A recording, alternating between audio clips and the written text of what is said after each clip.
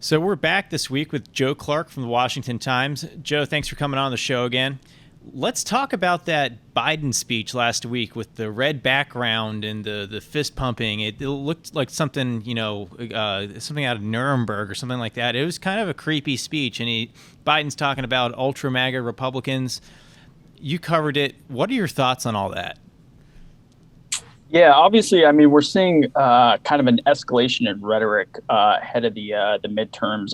I think it's kind of an approach to invigorate, Democratic voters, of course. But as you mentioned, it's been, received, uh, you know, it hasn't been well received, I don't think, in the aftermath. There was some pushback against kind of the staging of Marines in the background. We even saw that from normally friendly outlets to President Biden. Some hosts on CNN had kind of spoken out that that was inappropriate staging of Marines and what was decidedly a political speech. Mm-hmm. I mean, it was clearly political. All he did was talk about Republicans during the speech. There's not, anything about any other issue in that. What were you going to say? Right. Yeah, and a few networks decided not to even carry the speech just because it was so politically framed. So it hasn't been well received. The question is, is it an approach to I guess, maybe stoke fear or invigorate voters to come out for the midterms? Mm-hmm. I guess that will be seen. You got to think, like, what kind of voter wants to come out after seeing that? Is he kind of saying, like, that's what the Democratic base is? Someone who wants to see this kind of angry man with the dark colors and the red, and it's strange to me. You think that would be something you want to put out when you got to go back to Biden's inaugural address, where he talked about how he wanted to unite the country. And here, I think some recent polling said that, like, a plurality of Americans believe that he's doing more to divide the country than unite the country. I think it's interesting that they're taking this approach to it. But why do you think there's been such a change in tone, a change in message from the Biden White House as of late? Yeah, I couldn't personally tell you. I have spoken to some people that say, he doesn't feel comfortable leaning on substance from at this point to his administration. He has had quite a string of legislative victories that I would think he could kind of foot stomp, but he has chosen this route of framing Republicans as this anti-democratic extremist group. Mm-hmm. And you're right; it is a stark contrast from his early, even his campaign to unite the country. It is a stark contrast, but we've seen this at a couple different points. So his recognition of the January 6th on the anniversary, we saw similar language. But we really did see this ramp up as the Democrats have started their campaign for the midterms, mm-hmm. To fully ramp up that campaign. Mm-hmm. And I thought I saw that he, Biden team had to walk back some of this. He even walked back some of it this week. They're still doing cleanup for this speech. Can you talk a little bit about that? Yeah. So, well, even in the speech in Philadelphia, he tried to say, hey, this isn't directed at all Republicans. He framed it as those backed by Trump. Of course, Trump still has a pretty significant pull on the party. We're seeing a lot of Trump-backed candidates perform, especially in the House elections. Mm-hmm. So it's I don't know that it's that message is actually coming through very well to the majority of Republicans. I think they see it as this broad swath that he's painting the Republicans as. Mm-hmm. They have so President Biden has answered questions to this, and he has said, hey, not all Republicans.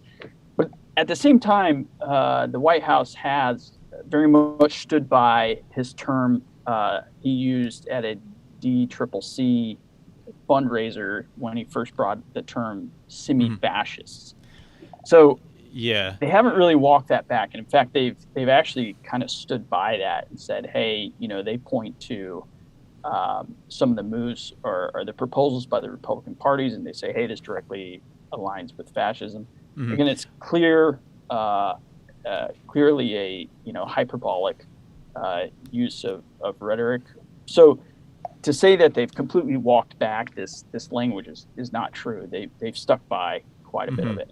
Yeah, I mean, obviously there's some cleanup to do there, but just it's kind of, to me, it's kind of rich to see an administration that's acted unilaterally without the will of the people on so many different issues here, calling the party that's not in power, semi-fascist. I think a lot of Americans would agree with that. But one last thing to wrap this up, you also wrote about how Biden he went to Wisconsin and Pennsylvania to get out on the trail to stump for some candidates ahead of the midterms. Do you? Based on what you've covered, do you see that, Biden coming to a candidate's, rally to support them? Do you see that as a blessing or a curse in most places? Obviously, Biden has had, his approval rating is still down in the low 40s, high 30s. Do you see that as a negative or a positive for, your generic Democrat out there today? Yeah, well, so obviously, especially in these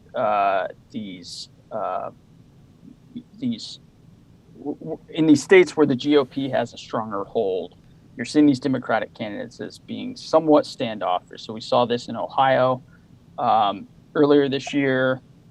We've seen it several times in Pennsylvania. This was the first time John Fetterman earlier this week had joined him in the state after several times Biden visited the state.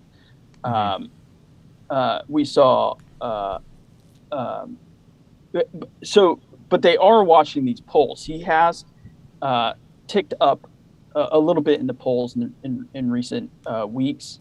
And so we are starting to see this. Tim Ryan has said this Friday, when President Biden is going to be in Ohio for the groundbreaking of Intel's new production facility for semiconductors, Tim Ryan has committed to being there. So I don't know if it was very apparent earlier that these candidates were not joining him on the campaign trail. So I don't know if this is a reaction to, hey, we don't want to make this a bigger issue than it is, or if it's a response that, hey, President Biden is actually going to help these candidates out. But I do want to say, you mentioned his trip to Milwaukee and Pittsburgh, I should point out, because this is very telling, that those are both strong labor communities, strong labor.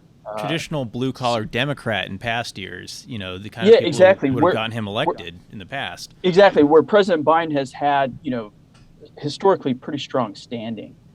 So in these, it would have been very easy to go to these states and to laud, his progress at this point in the administration from a substantive policy standpoint that I think would have been well received. And he did hit on policy and his successes in both speeches, but they were also dominated by the same talk, this ultra MAGA, all this weird stuff that's obviously from some focus group, because people don't talk like that in real life. So it's very telling that post Philly speech, he continued to carry that forward. So it shows that this isn't just a one-off. This is a key foundational message to the midterm campaign, and we'll see how it works out. The question I have is, once you do this, are you able to walk this back? Right? If Americans really are seeing this as divisive, dangerous language, which new polling from the Trafalgar Group shows that a majority of Americans view this language as dangerous. Can he walk that back and then go back to his posture of being a uniter for the country? Yeah, I think that goes right out the window. But it's kind of scary times we live in, Joe. But thanks for coming on. We'll have you on again soon. All right, thanks a lot. I really appreciate your time. Thank you.